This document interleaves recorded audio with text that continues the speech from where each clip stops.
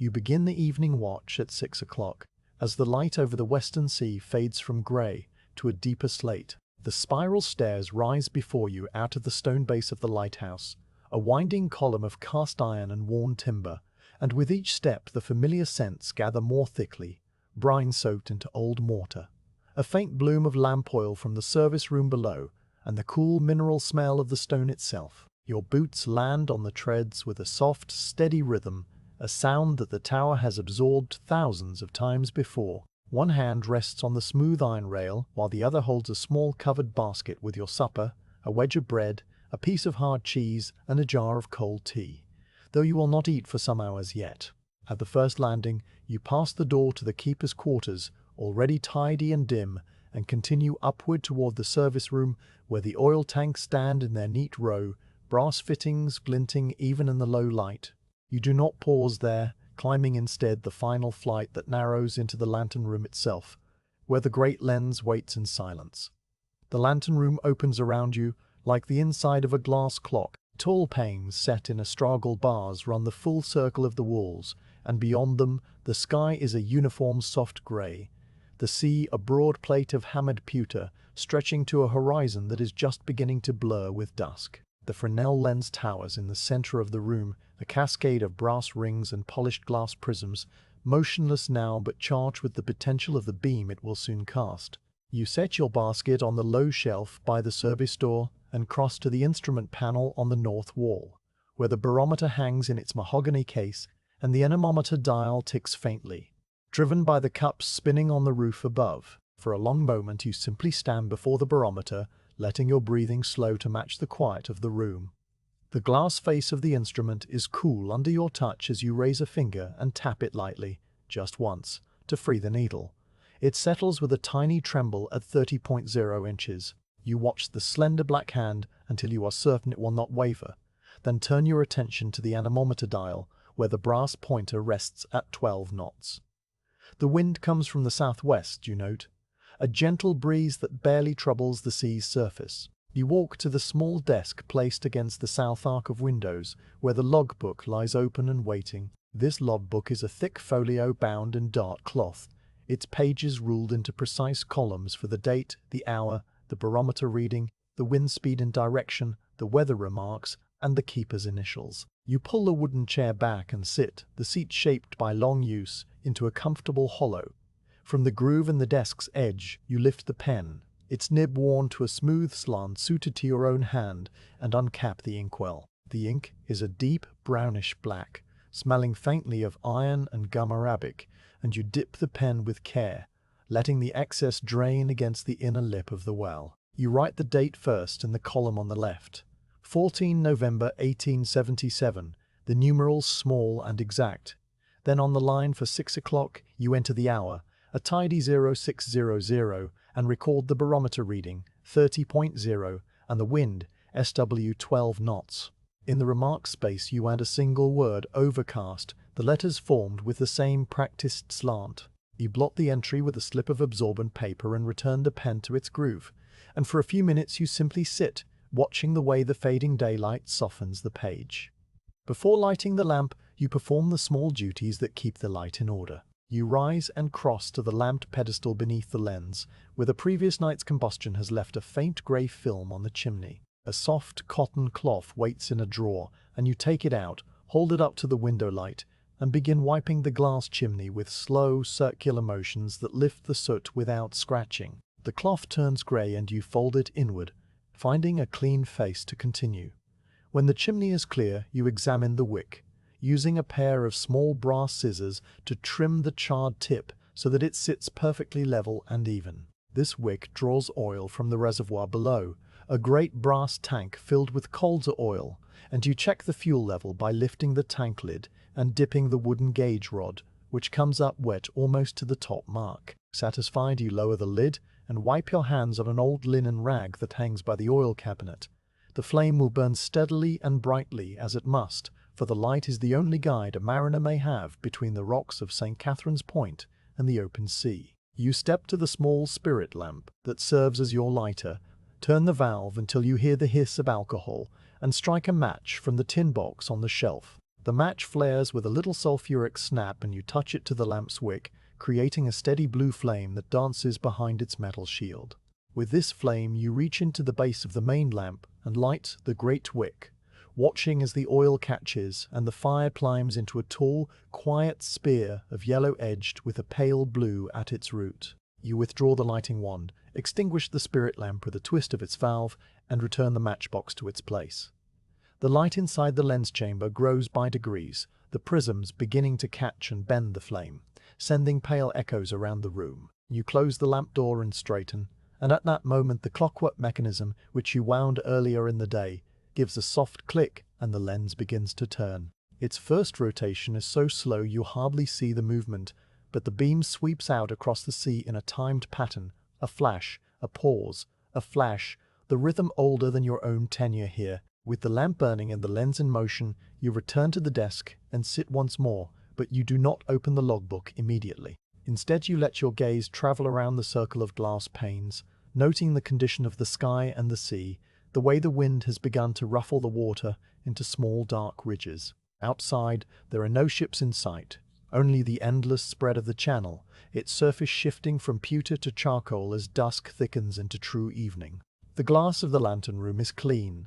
You inspected each pane earlier in the afternoon, wiping away the salt spray with a vinegar solution and a dry cloth, so that now the world beyond is sharp and undistorted. You listen to the sounds of the tower at rest, the low murmur of the wind around the roof vents, the rhythmic whisper of the clockwork, and the very soft hiss of the flame inside its glass chimney. These sounds are so familiar they have become a kind of silence, the baseline of your waking hours.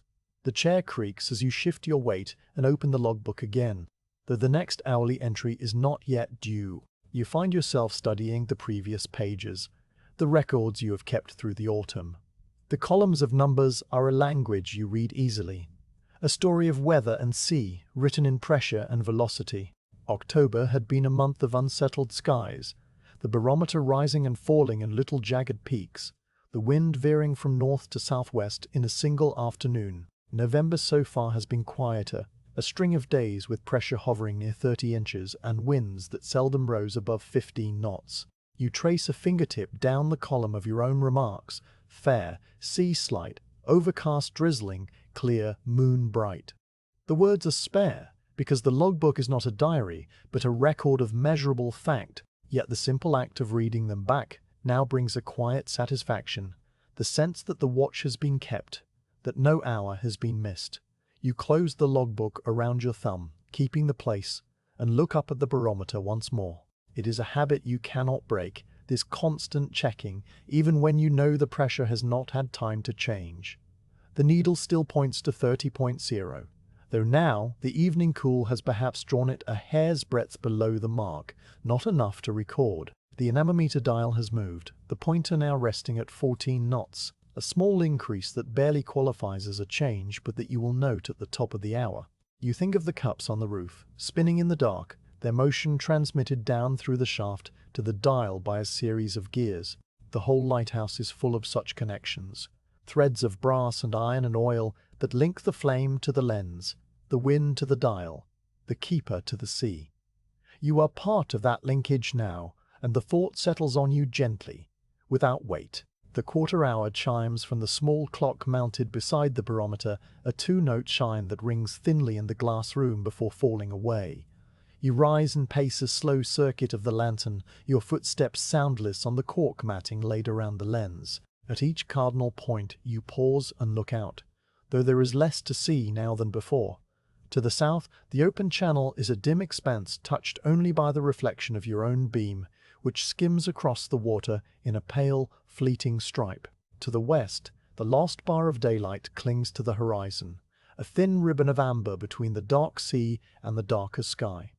Eastward, the coast of the island lies hidden in dusk, the chalk cliffs invisible but known to you by heart. Northward, the land rises toward the signal station, whose windows are dark at this hour. You complete the circle and return to the desk, drawing the small oil lamp on its bracket nearer so that it lights the page without glare. Now the clock shows 6 minutes before 7, and you sit forward, preparing for the next entry. The ritual of the logbook is a comfort, its requirements simple and unchanging. You take up the pen, uncap the ink, and test the nib on a scrap of blotting paper. The line it draws is clean. Without drip or drag, you check the barometer. Still 30.0 or perhaps 29.9 if you squint, but you record what the needle shows.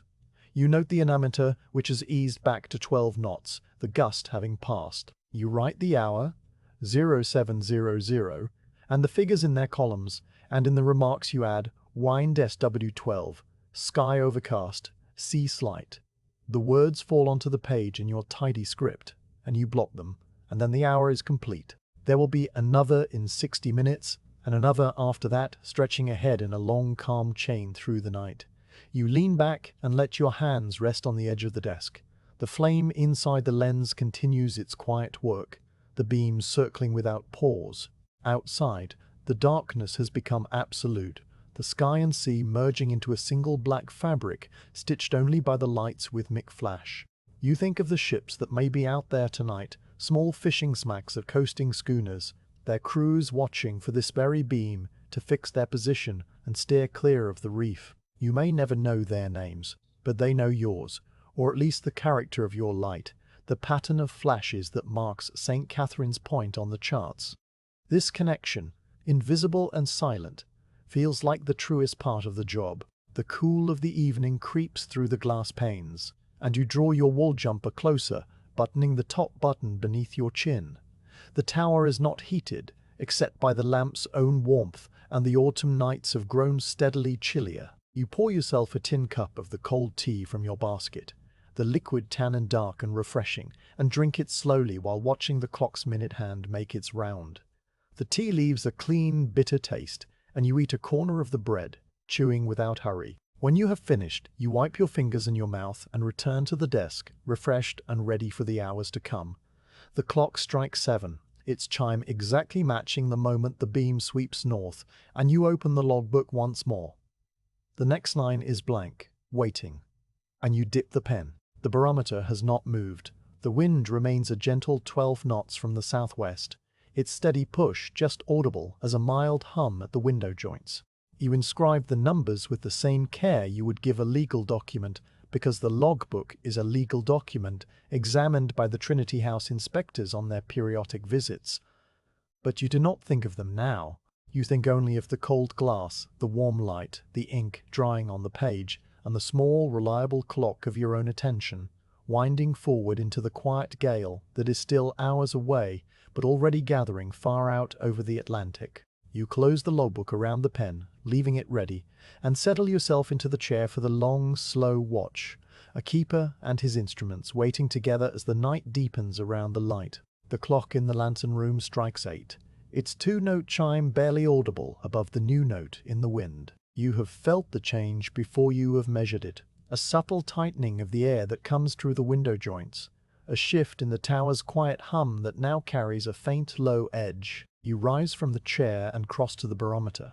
Your steps unhurried, because nothing in a lighthouse ever requires haste. The instrument's mahogany case is cool under your palm as you lean close to read the needle in the lamp's glow, and you see at once that it has fallen.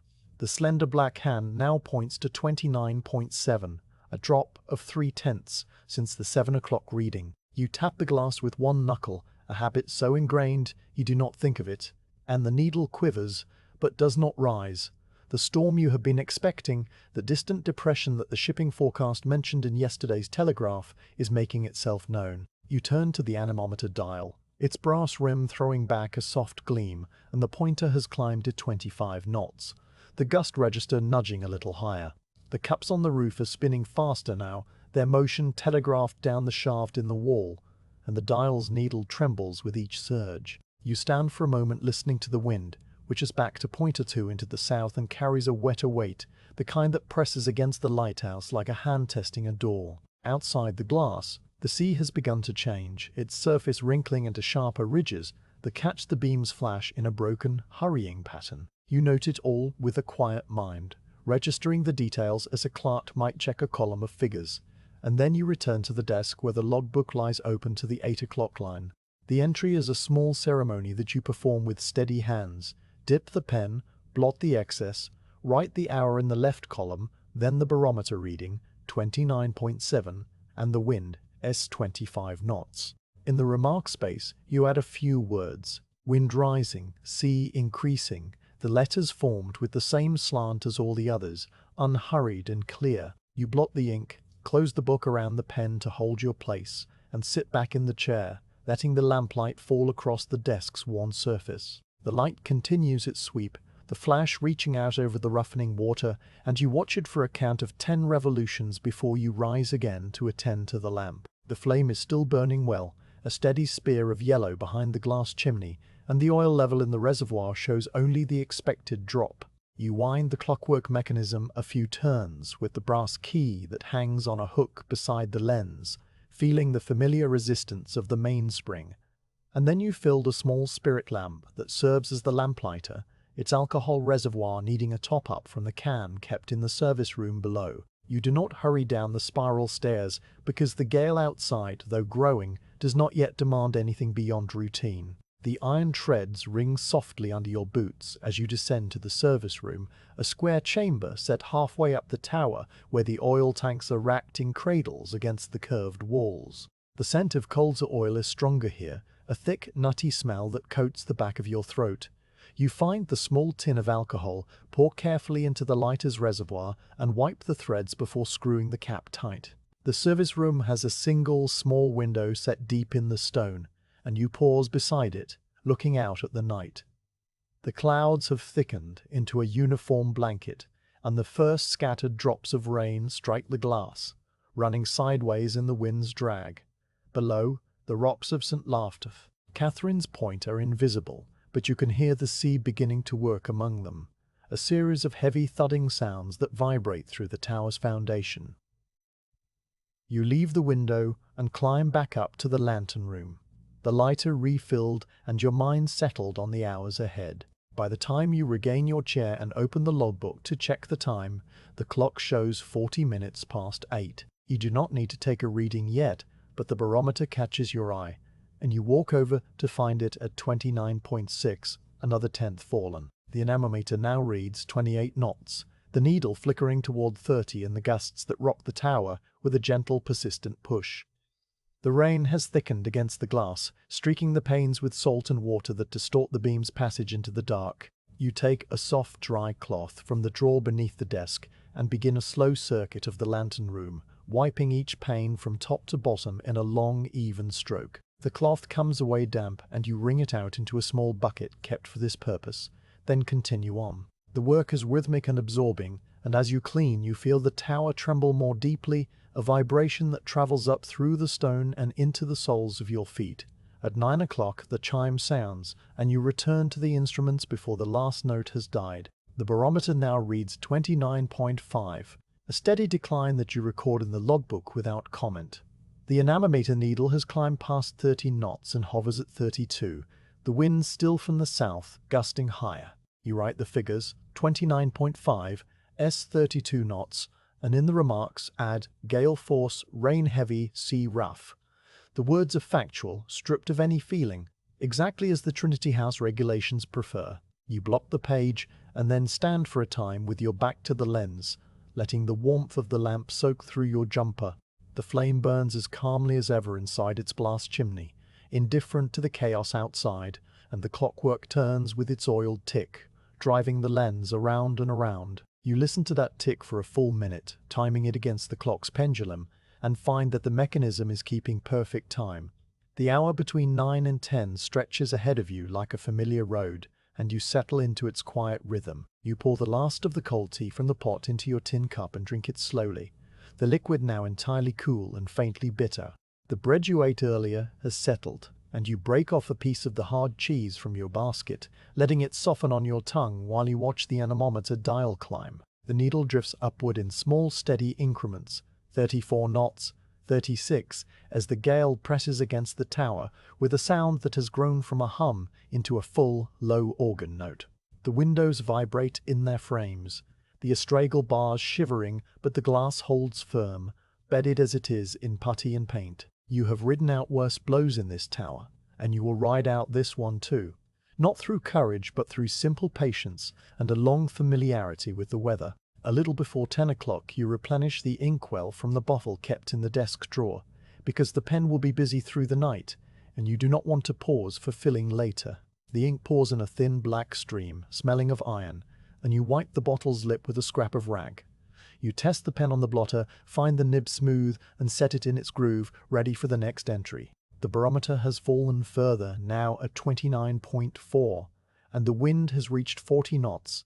The needle on the dial steady at that mark, with gusts that push it to 45. You note all this as you walk to the window and peer out into the storm, though there is little to see. The beam flashes out into a wall of rain, illuminating a churn of dark water and torn white crests that heave and vanish. The sea is no longer a surface, but a mass of moving hills, their tops ripped away by the wind into long streaks of foam that glow briefly in the light. At 10 exactly you sit and write the entry, the pen moving without hesitation. 29.4, S 40 knots, rain heavy, sea very rough. The wind has backed a fraction more into the south-southwest, and you add that detail in the direction column. The logbook page is filling now, a ladder of numbers descending through the night, and you run your eye up the column to see the arc of the storm so far. From 30.0 and 12 knots at 6 o'clock, to this in 4 hours, the change is rapid, but not alarming. The gale is a textbook winter low, deepening as it crosses the western approaches, and by dawn it will have passed. You know this not from any special insight, but from years of reading the barometer and watching the sky, and the knowledge settles over you like a warm blanket. The rain grows heavier as 10 o'clock slips into the quarter hour, drumming against the lantern glass with a sound like handfuls of gravel thrown hard. You make another circuit of the panes, checking for leaks, and find none. The glazing compound is fresh, applied in September during the annual overhaul, and it seals out the weather completely. A few drops of condensation have formed on the inside of the south-facing windows, and you wipe them away with the dry cloth, taking care not to smudge the view. The lens continues to rotate, its prisms catching the lamp's light and hurling it outward in the timed pattern that sailors know by heart. You think of the pattern as a kind of language, a word of light repeated every few seconds, and you are the steady voice that speaks it. The tower moves now, not alarmingly but perceptibly, a slow sway of perhaps an inch or two at the very top. You feel it in your inner ear, a faint shifting of the level, and you brace your stance without thinking. The lantern room groans, a sound that comes from the ironwork expanding and contracting in the wind's push, and you reach out to touch the lens pedestal, feeling the vibration through your fingertips. Everything is solid, everything is doing what it was built to do. You check the clockwork one more time, then the lamp's oil flow, adjusting the valve by a quarter turn to keep the flame at its ideal height. The wick burns clean, with no smoking, and you do not need to trim it again tonight. The hour moves toward 11, and you feel the first small chill of tiredness at the back of your eyes. You do not fight it or resent it. It is simply a passenger that arrives midway through any night watch. To keep your blood moving, you walk slowly around the interior of the lantern room, your path a circle of 20 paces that you have measured many times. At each circuit, you pause to look at the instruments, but the needle on the barometer still hovers at 29.4, the wind still at 40 knots, and the rain still hammers. The storm has reached a kind of plateau, a steady state of pressure and velocity that may hold for several hours. You accept this plateau and decide you will brew a pot of fresh tea at the spirit stove before midnight to warm your hands and keep you alert for the long, small hours ahead. Back at the desk, you close the logbook for the moment, leaving the pen tucked inside, and you turn the wick of the desk lamp down a little to save oil. The room dims, except for the brilliant core of the main lamp, which pours its light through the lens in a constant, comforting flood. You sit in the half-dark and listen to the storm, which has become a whole orchestra of sound. The bass note of the wind around the roof cowl, the snare of rain on glass, the distant, rhythmic boom of surf on the rocks far below. These sounds do not disturb you, they are the weather playing its expected part, and you are the listener in the warm box above the sea. The clock ticks. The beam sweeps. The night deepens, and you wait for the next hour to come around, as it always does, with the next set of numbers to write and the next small duty to perform. The clock's chime at 11 is a small silver sound, almost lost in the deeper voice of the wind. You lift your head from the logbook, where you have been studying the column of figures for the past several minutes, and let the chime mark the hour before you rise to attend the instruments. The lantern room has become a capsule of steady noise, the gale outside running a continuous low organ chord through the tower, the rain a constant rattle against the glass, and beneath both the oiled click of the clockwork turning the lens in its unhurried rotation. You cross to the barometer, your boots silent on the cork matting, and see that the needle has crept down another 0.2 since the last reading, now resting at 29.2. You tap the glass once with a fingertip, a light thump that does nothing to change the reading, and then you move to the anemometer dial. The pointer has climbed to 45 knots, gusting to 50, and the direction has settled firmly in the south-southwest. The cups on the roof are spinning in a blur you do not need to see to understand. The dial tells you everything.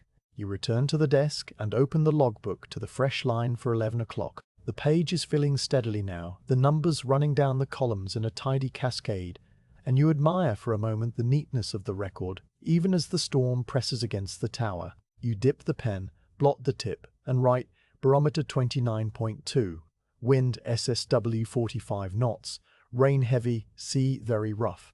The remarks column gets an additional note, tower creaking, barometer falling steadily, because the Trinity House examiners appreciate when a keeper shows he is attentive. You blot the entry and close the inkwell, though you leave the pen in its groove, ready for the midnight entry that will come in 1 more hour.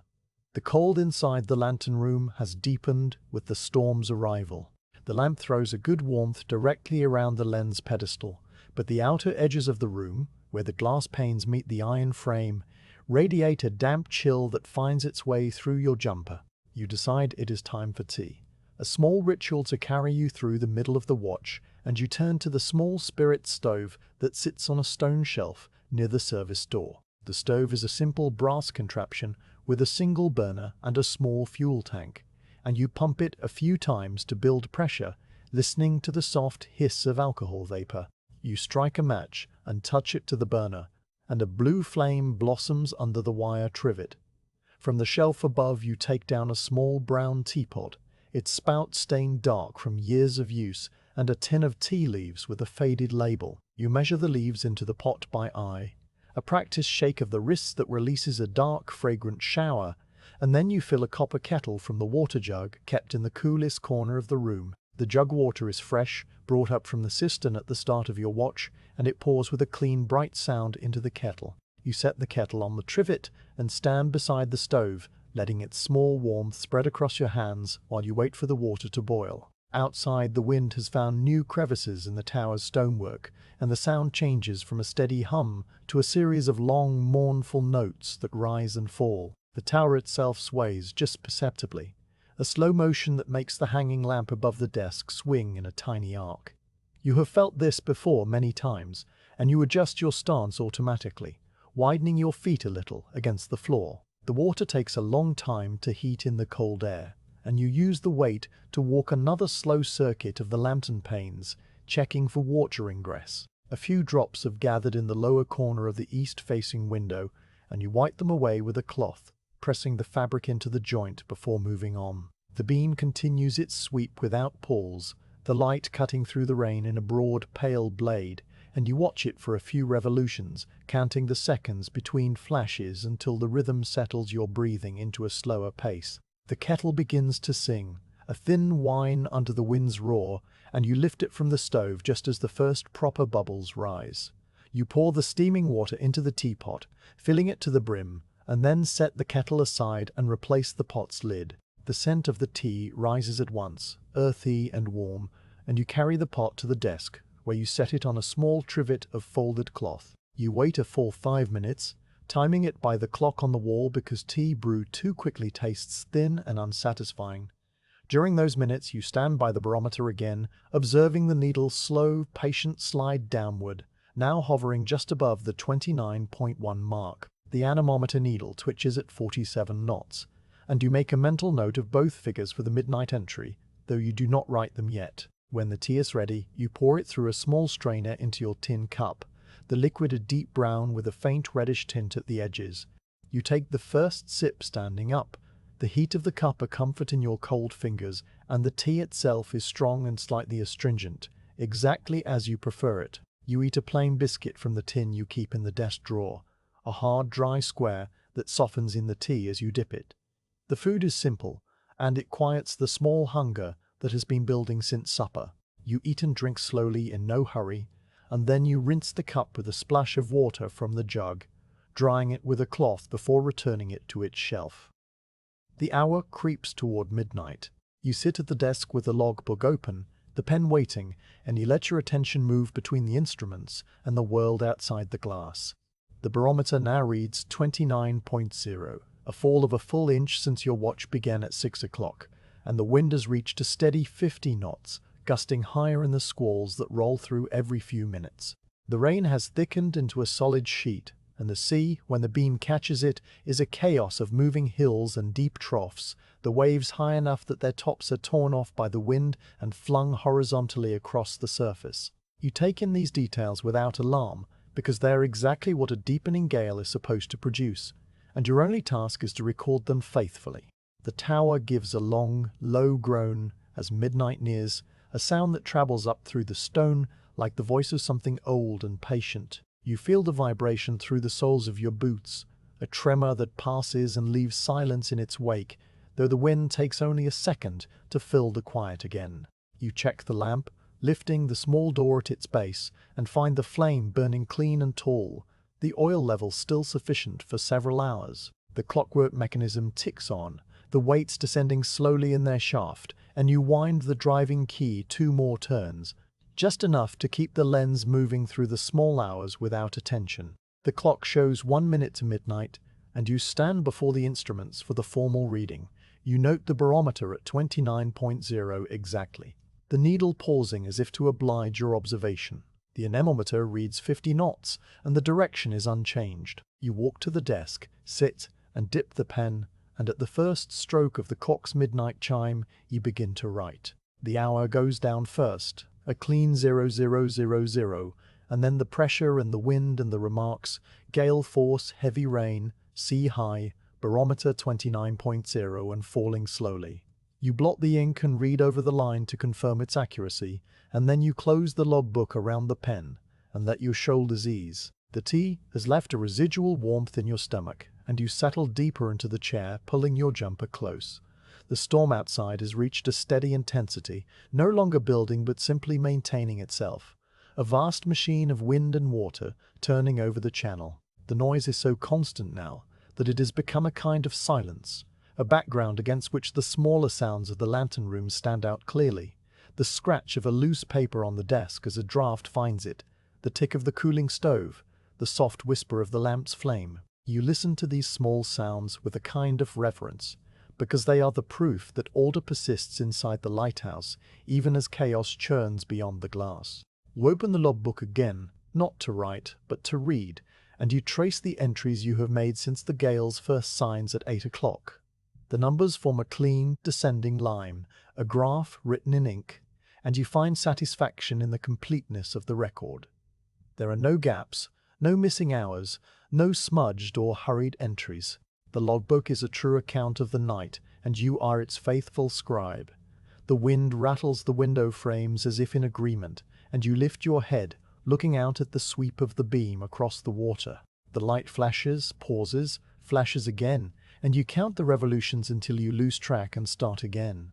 The counting is automatic, a quiet occupation for a mind that needs no occupation beyond the present moment. At the half hour you rise and make another circuit of the lantern room, this time with the oil can in hand. You top up the lamp's reservoir, pouring the heavy oil carefully through the brass funnel, and then you wipe the funnel clean and hang it back on its hook. The lamp flame burns a little brighter with the fresh oil, and you close the lamp door and step back, satisfied. The wind outside has not abated, but it has not strengthened either, and the barometer appears to be pausing in its fall, the needle still at 29.0 when you check it again. The anemometer holds at 50 knots, and you think of the cups spinning on the roof, their motion translated down through gears and shafts into the simple needle on the dial. The whole arrangement is elegant in its simplicity, a chain of small causes and effects that end here, under your observation. You pour yourself a second cup of tea, the pot still warm under its cozy, and this time you drink it without a biscuit, simply holding the cup in both hands and letting the steam moisten your face. The tiredness that had earlier touched the back of your eyes has receded, replaced by a calm alertness that comes from the tea and the steady rhythm of the watch. You think of the other keepers, your colleagues who will relieve you in the morning, sleeping now in their cottages at the base of the cliff, and you wonder briefly if the storm will make the morning relief difficult. But the thought passes, because the morning is still many hours away and there is nothing to be done about it now. The present moment is the only one that matters. The circle of light and the logbook and the pen. You sit and write a small note in the margin of the logbook, not an official entry, but a private memorandum, the kind you keep for your own reference. You note the time the tea was brewed and the condition of the lamp, and the fact that the tower is creaking more than usual on the western side. These notes have no official purpose, but they help you remember the details of each watch, and over the years they have built into a separate record, a keeper's personal log that no inspector will ever read. You blot the note and close the book, leaving the pen inside, and then you fold your hands on the desk and let your gaze rest on the barometer, waiting. The wind shifts its pitch, rising to a shriek around the roof cowl before dropping back to a steady roar. You feel the tower sway gently in response, and you count the seconds of the sway. 2 seconds one way, a pause, 2 seconds back. The motion is slow and almost soothing, like a cradle rocked by a patient hand, and you let yourself follow it for a few minutes, your body relaxed against the chair. The beam sweeps on, the clock ticks, and the numbers hold steady on the instruments, waiting for the next hour to arrive, when you will write them down again with the same pen and the same ink and the same quiet attention you have given every hour since the watch began. The storm is simply one more night, and you are simply one more keeper, and together you fill the hours with light and numbers until the dawn. The small hours of the night arrive without ceremony, marked only by the clock's chime at 1 in the morning, a sound that seems to come from farther away than it did earlier, as if the gale has pushed time itself to a remove. You sit forward in your chair, the blanket you draped over your shoulders an hour ago slipping down your back, and you take up the pen for the next entry. The inkwell is still open, the pen still wet, because the intervals between readings have grown so routine that you no longer put things away between them. The barometer has fallen further, the needle resting at 28.6, and when you tap the glass, the slender black hand trembles and settles back to the same mark without resistance. You write the figure in the logbook with the same care you've used all night, the numerals slanting a little more now, not from haste, but from a looseness in your wrist that comes with the deep hours. The anemometer dial tells you the wind is blowing at 62 knots, a full gale by any measure, sustained for long minutes with gusts that shove the needle past 68 before it falls back. You record the lower steady number as is the custom, and add in the remarks a note about the gusts, gusting to 70 estimated, because the dial's upper register is only a guide, and the cups may be spinning faster than the gears can faithfully transmit. The tower around you groans with a deeper voice now, a long, slow note that rises from the base of the structure and runs up through the stone like a chord played on a vast organ. You feel it in the floor, a vibration that passes through the cork matting and into the soles of your boots, and you pause in your writing to let the tremor run its course. These groans are not signs of distress, but the normal language of a stone tower in a high wind, the mortar and masonry flexing just enough to shed the pressure, and you have heard them so many times that they are as familiar as the ticking of the clock. When the vibration fades, you finish the entry, blot it, and close the logbook around the pen once more, leaving the desk lamp turned down to a low amber glow that pools on the open page. You rise and walk slowly around the lantern room, your path a circle of 20 paces that you have measured many times on quiet nights and stormy ones alike. The glass panes stream with water, the rain driven so hard against the western windows that it forms a continuous sheet, blurring the darkness outside into a wash of grey and black, without any distinct features. The beam continues its rotation, the lens turning with its steady oiled tick, and each flash illuminates a world of churning water below. The waves now high enough that their crests are visible even through the rain, torn white banners streaming downwind from every peak. You pause at the south window, where the wind pushes with its full force, and you feel the glass tremble under your fingertip, A high, thin vibration, like a tuning fork held too close to the ear. The putty holds, the seal remains tight, and you move on, completing the circuit and stopping at the small spirit stove to check the kettle. The water you boiled at midnight has long since cooled, and you pour the remainder into your tin cup, drinking it down as cold as it is, because the air in the lantern room has grown dry from the lamp's heat, and your throat welcomes the moisture. You refill the kettle from the water jug, set it on the trivet, and pump the stove to life once more, the blue flame springing up with a soft pop. While the water heats, you stand beside the stove and let your gaze move over the instruments, which have become the fixed points of your small universe. The barometer needle has not moved from 28.6, a pause in its long descent that may mean the storm's center is approaching. The anemometer holds at 62 knots, gusting higher in the squalls that roll through at irregular intervals, and the direction has backed a little more to the southwest, which is typical for this kind of storm as it crosses the channel. You note these details in your mind, filing them away for the next entry, and then you turn to the lamp to check its oil and wick. The flame inside the great glass chimney burns as steadily as it did at dusk. A tall spear of yellow with a clean blue base, and the oil reservoir still holds enough for many hours. You wind the clockwork mechanism 2 more turns with the brass key, feeling the resistance of the mainspring tighten under your hand, and you listen for any change in the sound of the gears. There is none.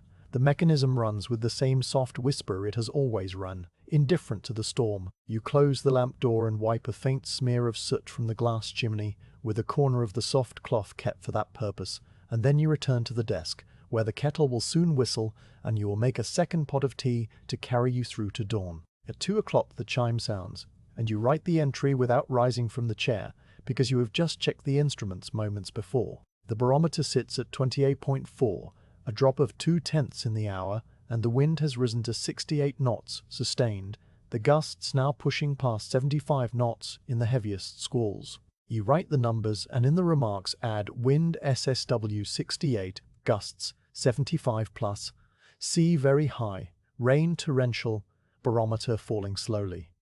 The page is full of writing now, the columns dense with figures, and you turn the logbook to a fresh spread, smoothing the new page with your palm before ruling a faint line under the last entry to separate the records. The ink on the previous page is dry, and you close the old page with a sense of satisfaction, because the record is complete and without error. The kettle whistles, a thin, reedy sound that cuts through the wind's bass note, and you pour the steaming water over the tea leaves in the brown pot, then carry the pot to the desk to steep. The scent of the fresh tea fills the lantern room, a warm earthy smell that pushes back against the cold damp that seeps through the window frames. You pour a cup before it has fully steeped, too thirsty to wait, and drink it black and strong, the heat spreading down your chest and into your stomach. You hold the cup in both hands, warming your fingers, and you watch the clock's minute hand make its slow arc toward the half hour while the storm pounds against the tower with undiminished force. The wind has found a new note, a high keening sound that rises and falls around the roof cowl, and you lift your head to listen because the note tells you something about the wind's strength and steadiness. When the note holds for more than a minute, you know the gale is sustaining at its peak. When it wavers and drops, the squall is passing. This one holds for a long time, the keening steady and clear, and the anemometer needle climbs past 70 knots on the dial, quivering near the limit of its scale. You rise and stand by the dial, watching the needle flicker, and you feel the tower sway just a little more than before, a slow, deep movement that makes the hanging lamp swing in a wider arc. You have felt worse blows, but not many, and you note the wind speed in the logbook margin so you will not forget it when the hour comes. At 3 o'clock, you make the entry. The barometer now at 28.4, and holding. The wind still at 68 knots with the same gusts, and the remarks are simple. Storm force, conditions unchanged. There is a comfort in the word unchanged, because it means the storm has reached its peak and is not strengthening further. A plateau of wind and pressure that will eventually begin to ease. You do not know when the easing will come, but you know it will come, as all storms do, and you settle into the chair with the patience of someone who has seen many gales cross this point and many dawns follow them. The tea cools in the cup, and you drink it anyway, because even cold tea is better than no tea at all in the small hours of a storm watch. The minutes between 3 and 4 o'clock stretch into a long, quiet corridor, the kind of time that passes differently than it does during the day. You occupy yourself with small tasks that keep your hands moving and your mind from wandering. You refill the inkwell from the bottle in the drawer, pouring carefully so as not to spill a single drop on the desk, and you wipe the pen nib clean with a scrap of linen, inspecting it by the lamp's light to make sure the tines are still aligned. You trim a fresh supply of blotting paper, cutting a larger sheet into small rectangles with a pair of scissors kept in the drawer, and you stack the rectangles neatly in the tray beside the logbook. You wind the clock, a small brass key turned 20 times in the face of the instrument on the wall, and you check its pendulum to see that it is swinging true.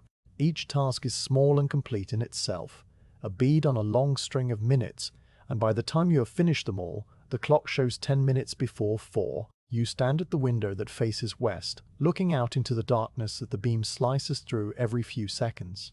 The flashes illuminate a sea that has become a landscape of moving mountains, the waves so high and steep that their faces are pocked with foam even before they break. The wind tears the crests off each wave, flinging the spray horizontally so that the air just above the water is a white blur, a low cloud of salt and motion. You have seen this many times, but you never tire of watching it, because the sea in a storm is the reason the lighthouse stands here, the reason the lamp burns and the logbook fills with numbers. The light is a promise made to anyone out there in the dark, a fixed point in a world of moving water. And you are the keeper of that promise, standing your watch in the small, warm room above the chaos. At 4 o'clock, you make the entry, the barometer at 28.3. its lowest reading of the night, and the wind holding at 70 knots in a sustained roar that makes the tower hum like a struck bell. You write the numbers and the remarks. Lowest pressure, wind steady at 70 knots, sea mountainous. And then you set the pen down and sit for a long moment, listening to the full voice of the gale. The storm is at its still point, the center of its energy, and everything in the lantern room is calm around you.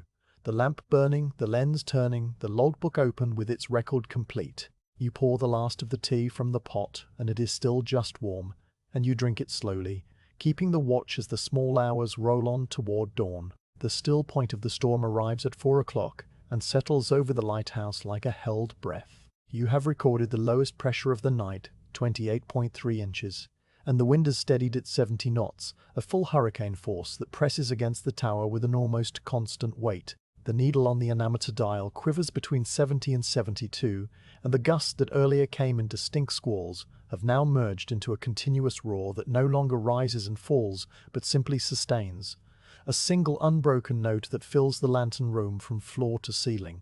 You sit at the desk with the logbook open and the pen resting in its groove, and you let yourself be still, because there is nothing to do at this moment except wait and observe and listen to the deep voice of the gale. The tower sways in a long, slow rhythm, a motion that has become so familiar over the past hours that you no longer notice it unless you close your eyes. When you do close them, just for a moment, you feel the gentle tip and return, as if the lighthouse is a pendulum swinging from a fixed point somewhere deep in the earth. The sensation is not unpleasant.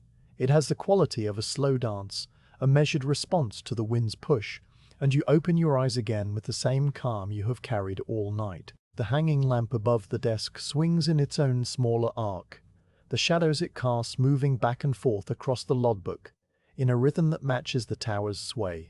You watch the shadows for a little while, letting your mind settle into the quiet space that exists between the numbers and the wind. The lamp burns on, its flame a steady spear of yellow behind the glass chimney, and the lens continues its rotation with the oiled precision of the clockwork mechanism.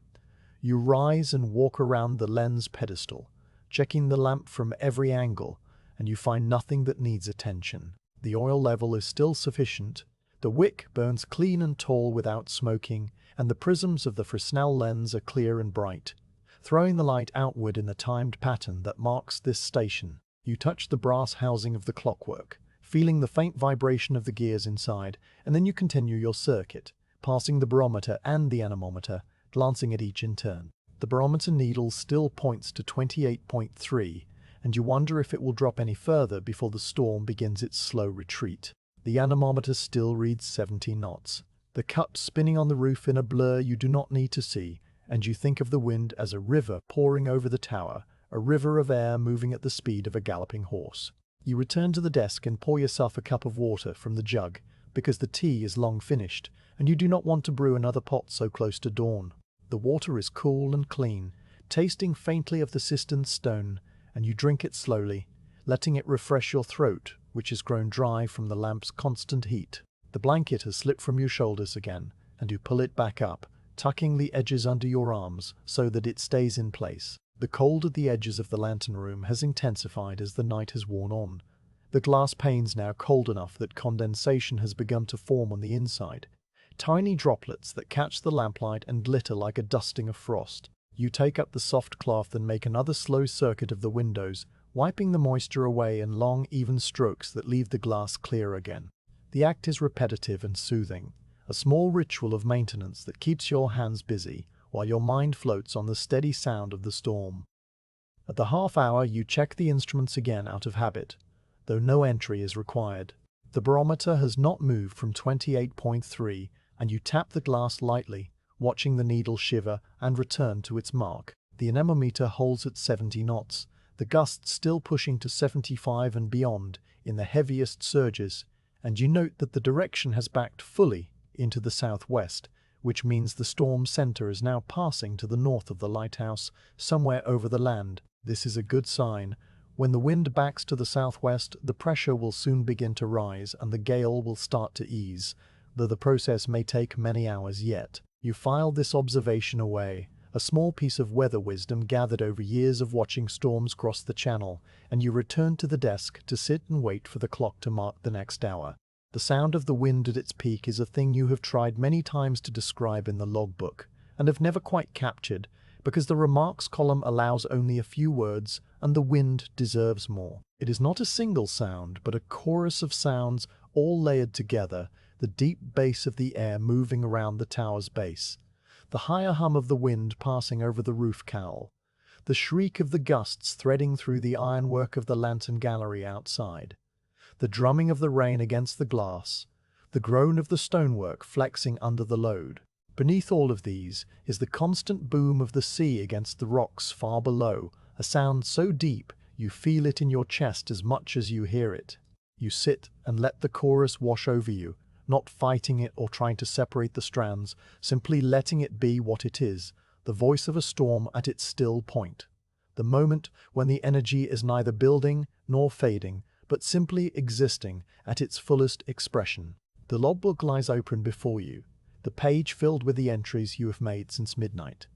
You read them over, not to check for errors, but to trace the storm's progress in the neat columns of numbers. From 1 o'clock to 4, the barometer fell from 29.0 to 28.3, a slow, steady descent that mirrors the deepening of the low-pressure system as it moved across the western approaches and into the channel. The wind rose from 50 knots to 70, the gusts increasing in step with the falling pressure, and the sea built from high to mountainous, the waves now so large that their full height is hard to estimate from the lantern room. You take up the pen and add a small marginal note, not an official entry but an observation for your own reference. Storm peak at 0400, pressure 28.3, wind SSW 70, center passing north. The note will help you remember the shape of this gale when you look back through the logbook weeks or months from now, comparing it to other storms and other nights. The clock on the wall ticks steadily, its pendulum swinging in a small bright arc that catches the lamplight on each pass. You watch it for a full minute, counting the ticks, and you find that it keeps perfect time despite the swaying of the tower. The clock was mounted on the wall by a previous keeper who understood that a pendulum clock must be level to run true, and he fixed it to a stone that does not flex with the tower's motion. You think of that keeper sometimes, a man whose name is recorded in the old logbooks in the archive at Trinity House, a man who stood this same watch in storms that are now forgotten. You were part of a long chain of keepers, each one writing the same numbers in the same columns, each one listening to the same wind, and the thought connects you to something larger than yourself, something calm and enduring that the storm cannot touch. At 5 o'clock the chime sounds, a small bright note that cuts through the wind's roar like a needle through heavy cloth. You rise and walk to the instruments, and you notice before you even reach the barometer that something has changed. The quality of the light outside is different, a faint thinning of the absolute blackness that has pressed against the windows all night. It is not yet dawn, but the first hint of dawn is somewhere below the horizon, a pale suggestion that the earth is turning toward the sun even as the storm rages. You tap the barometer and lean close to read the needle. 28.3, still holding at its lowest mark, but you sense that the holding is different now, a hesitation before a rise rather than a pause in a fall. The anemometer reads 68 knots, a small drop from the peak, and you note this too with a quiet satisfaction. The storm is beginning its slow retreat, though the sea will take much longer to calm and the wind will blow hard for many hours yet. You write the 5 o'clock entry with care, the pen moving across the page in the same steady script you have used all night. Barometer 28.3, wind SSW 68 knots, rain heavy, sea mountainous. Remarks, pressure steady, wind easing slightly, first light distant. You blot the ink and close the logbook around the pen, and then you stand and stretch your arms above your head, feeling the stiffness in your shoulders and the small of your back from the long hours in the chair. The stretch is good, a release of tension you did not know you were holding, and you walk another slow circuit of the lantern room to keep your blood moving. The windows on the eastern side of the tower show the first pale glimmer of the coming day, a line of grey low on the horizon that is just barely distinguishable from the black of the sea. You pause at the east window and watch that line for a long time, waiting to see if it will grow or fade, and slowly, almost imperceptibly, it grows. The grey lightens by degrees, spreading upward and outward, and the clouds above it begin to show their shapes for the first time since dusk. Great rolling masses of dark grey and charcoal, their undersides torn by the wind into ragged streamers that race toward the land.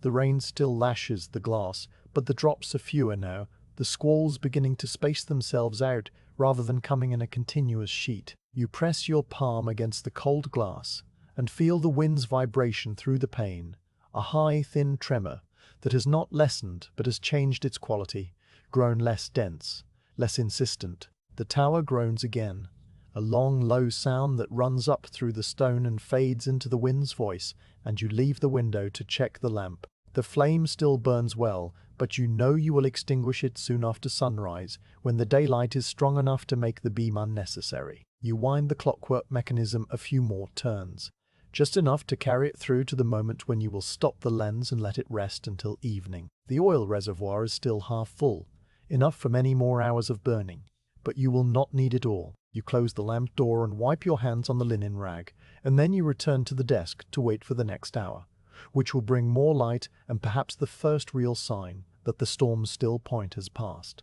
The chair creaks as you settle into it, a familiar sound that has accompanied every entry since 6 o'clock the previous evening. You have been on watch for 11 hours now, and the tiredness that had earlier touched the back of your eyes has receded, replaced by the calm alertness that comes when the body knows it must keep going a little longer.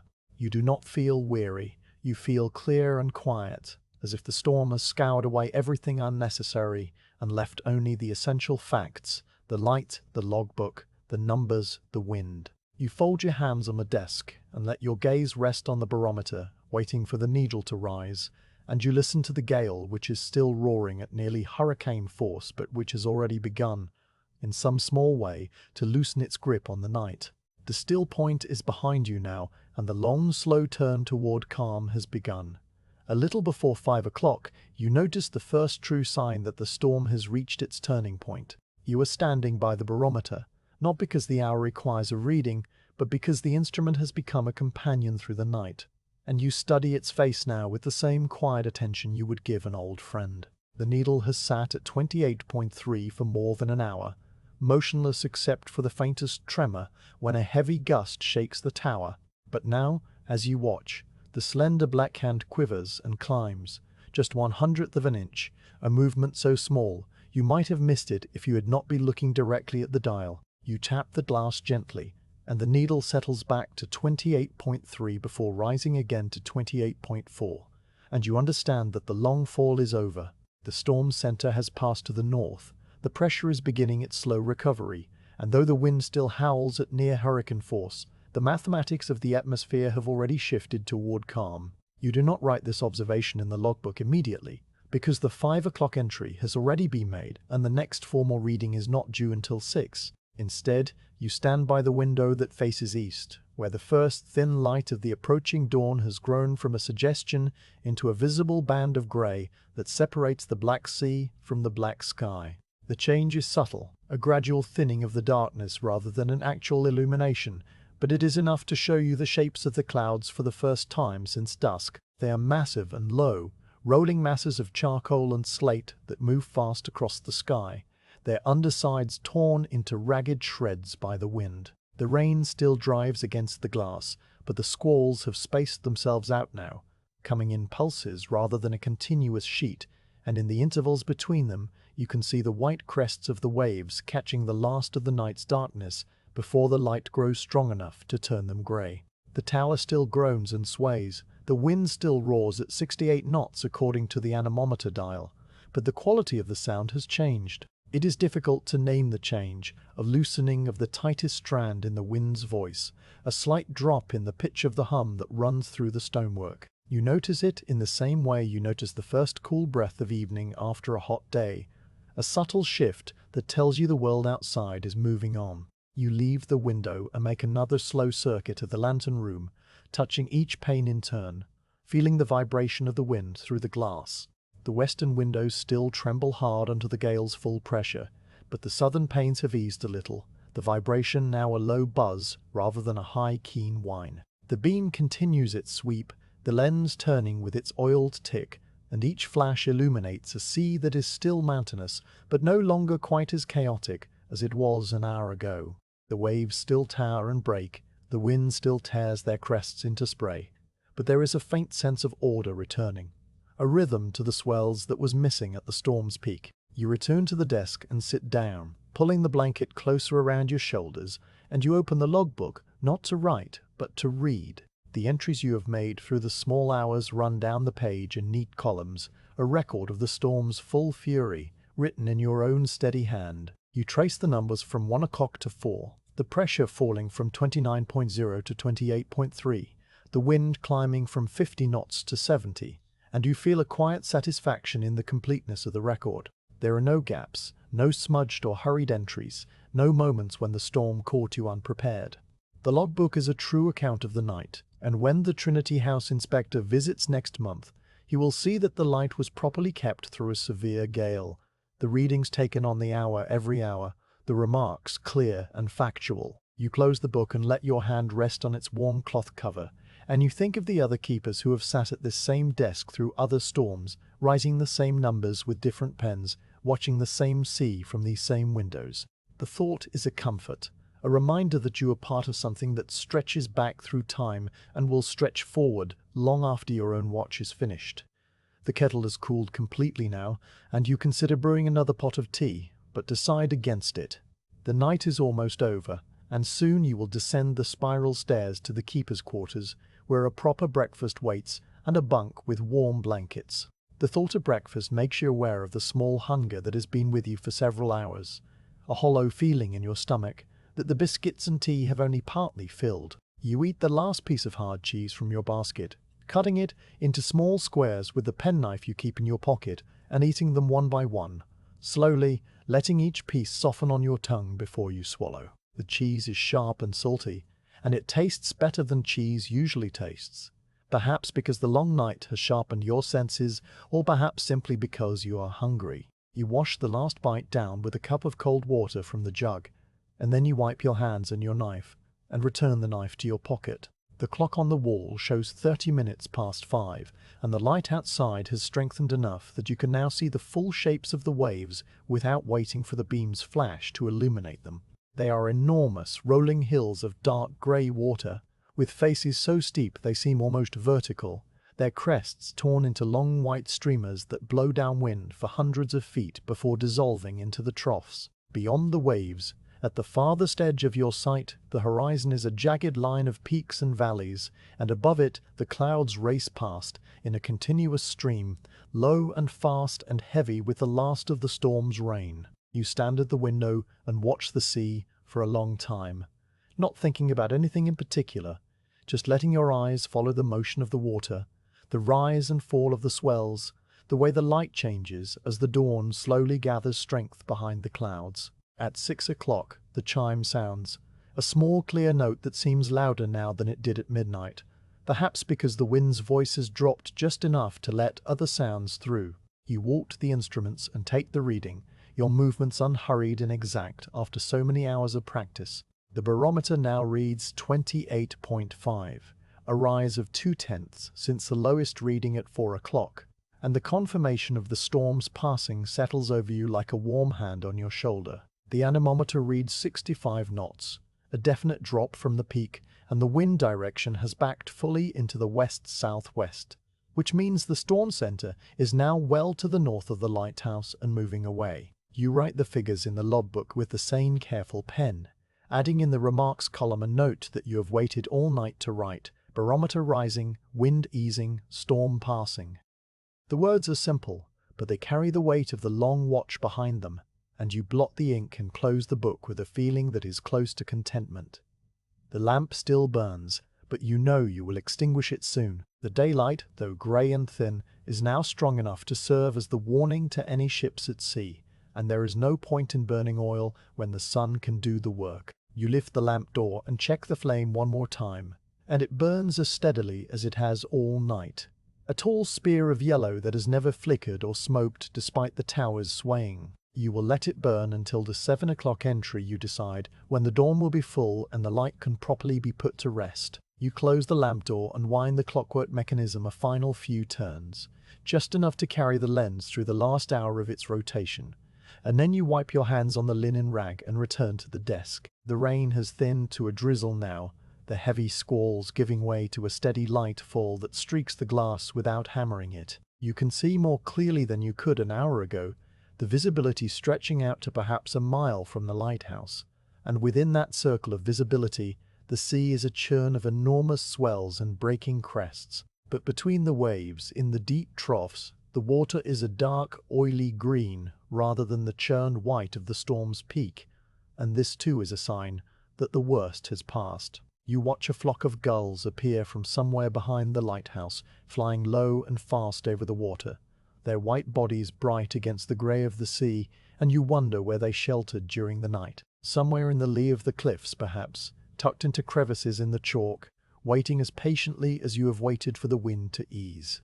The gulls wheel and dive, calling to each other with thin cries that you cannot hear through the glass, but you can imagine, and then they vanish into the mist to the east, heading toward the land. The tower groans again, a long, low note that rises from the base and fades slowly, and you feel the vibration pass through the soles of your boots. But the groan is softer than it was, less urgent, and the tower's sway has decreased to a gentle, barely perceptible motion that you notice only if you stand very still and pay attention. The storm is releasing its grip, finger by finger, and the lighthouse is settling back into its natural stillness. You walk another circuit of the lantern room, your 20th or 30th of the night, and you pause at each window to look out at the changed world. To the west, the clouds are still dark and heavy, the last of the storm's bulk moving away toward the North Sea. To the south, the channel stretches out in a series of enormous grey swells, their tops still torn by the wind, but their faces smoother than before. To the east, the dawn continues to grow, the grey light strengthening towards something that might, in another hour, become pale daylight. To the north, the land is a dark shape emerging from the mist, the chalk cliffs of the island visible now as a pale line above the darker rocks at their base. At the half hour you pour yourself the last cup of water from the jug, drinking it slowly while you stand by the desk. The water is still cool, and it washes the taste of the cheese from your mouth, leaving you feeling clean and alert. You rinse the cup and set it upside down on the shelf to dry, and then you begin the small tasks that will prepare the lantern room for the end of your watch. You close the inkwell and wipe the pen nib clean, setting it in its groove for the last time tonight.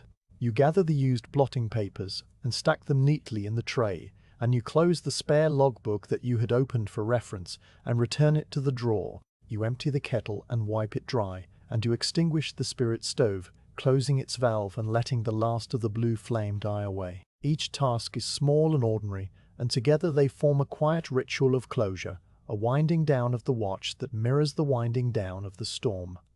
The clock shows 10 minutes before 7, and you stand before the instruments for the final reading of the dark hours. The barometer has climbed to 28.7, a steady rise that will continue through the morning, and the anemometer shows 62 knots, still a full gale, but no longer a hurricane. The wind direction is now westerly, and the rain has almost stopped, just a few scattered drops streaking the glass. You take these figures and hold them in your mind, and then you walk to the window that faces east, where the dawn has spread across the whole horizon, a broad band of pale grey and silver that promises a day behind the clouds. The sea still heaves and breaks, the wind still howls, but the long night is over, and the first hint of change has become the certain fact of change, written in the rising pressure and the brightening sky and the slow, steady easing of the storm's great voice. Daylight arrives without a single clear ray, but is a general lightening of the sky, a slow dilution of the blackness into grey. You stand at the east window and watch the transformation unfold across the channel, the horizon now a distinct line that separates the heaving water from the low ceiling of cloud. The clouds themselves have changed their character during the last hour, no longer the uniform charcoal mass of the storm's peak, but a broken field of shifting grey tones, some almost pale where the unseen sun touches them from behind, others still dark with the last of the rain. The wind still blows at near gale force, the anemometer dial showing 58 knots as the hour of 7 approaches, but the sound of it has altered in a way that tells you the storm is now in its decline. The high keening note around the roof cowl has dropped, the deep bass vibration in the stonework has softened, and the tower sways with a gentler motion, a slow rock rather than a shudder. At 7 o'clock the chime sounds, and you walk to the instruments for the first time in the daylight, though the word daylight is generous for what filters through the cloud cover. The barometer has climbed to 28.9, a rise of 4/10 since the lowest reading, and the needle now points with a steadiness that was absent during the night, no longer trembling with each gust. The anemometer reads 55 knots, the wind having dropped a full 15 knots from its peak, and the direction has settled into the west, which means the storm center is now well to the northeast and moving away across the North Sea. You write the 7 o'clock entry with the same pen and the same ink, the numerals neat and small in the logbook's columns. Barometer 28.9, wind W 55 knots, rain light, sea very rough.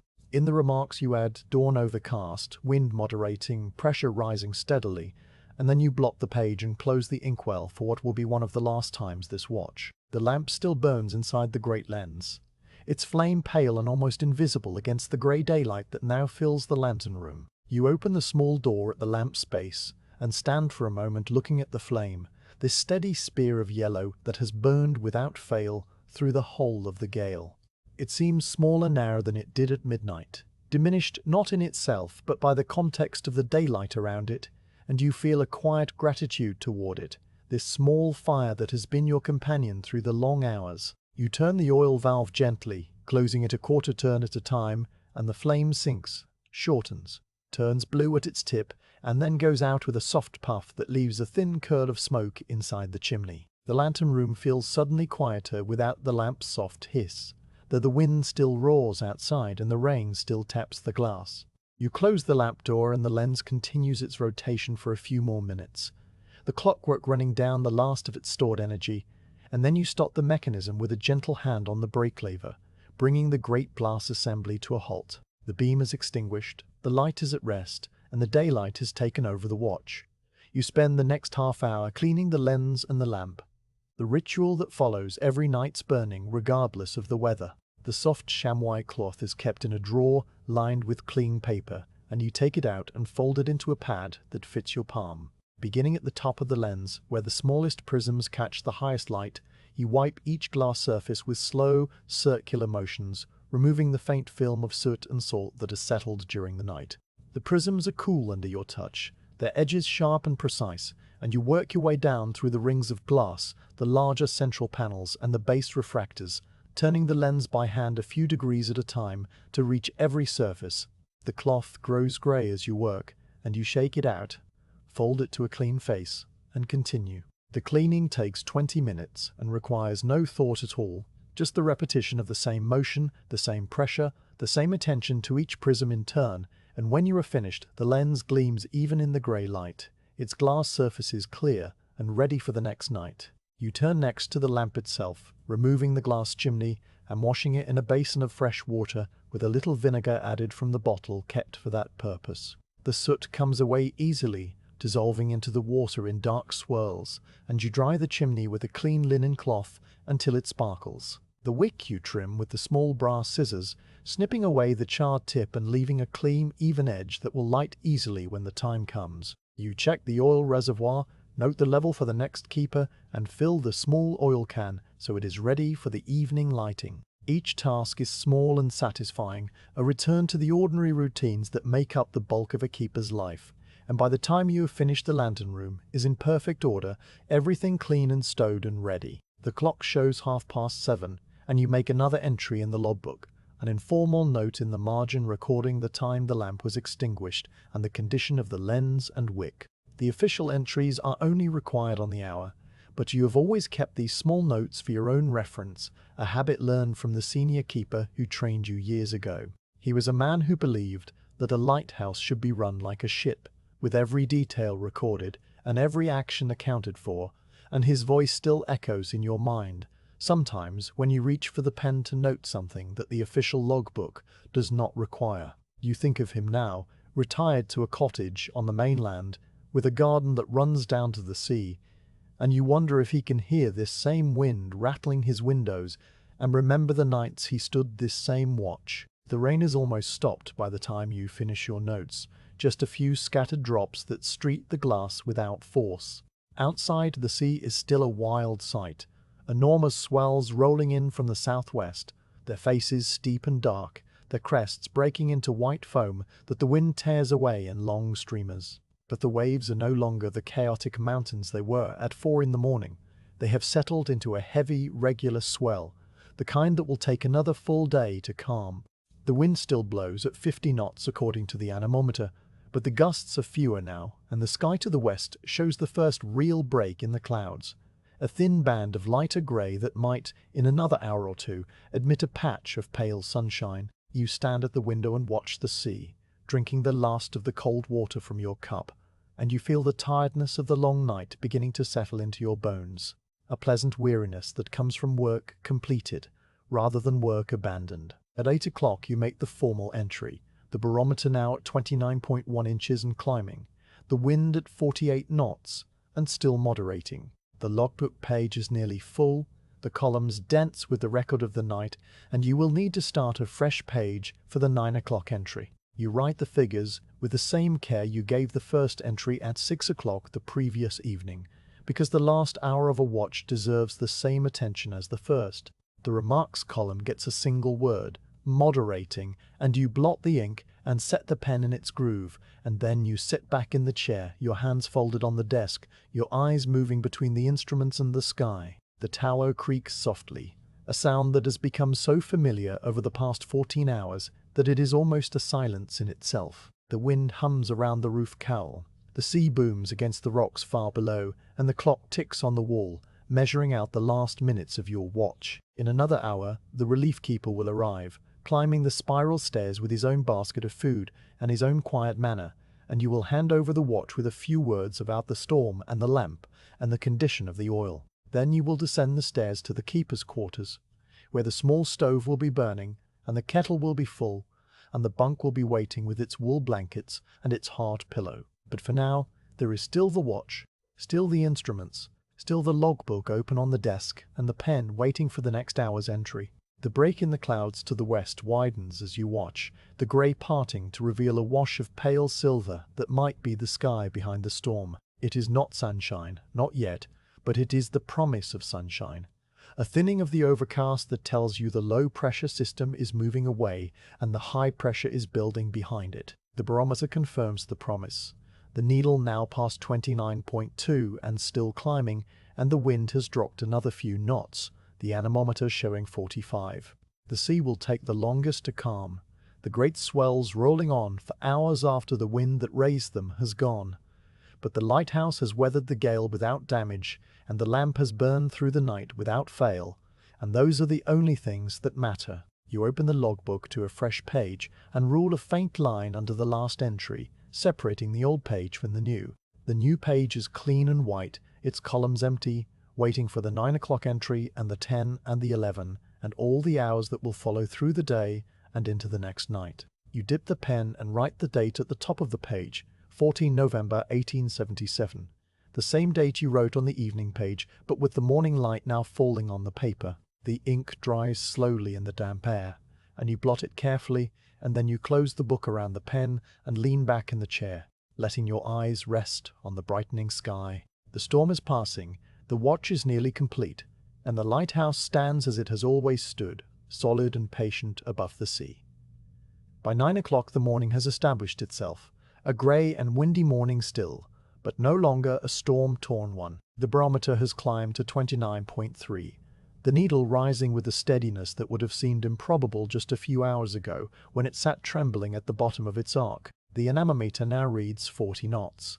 The wind still strong enough to be called a fresh gale, but distant from the hurricane force that shook the tower through the small hours. You stand at the desk and write the 9 o'clock entry in the logbook, the pen moving across the fresh page you opened earlier, the ink settling into the columns with the same neat slant as always.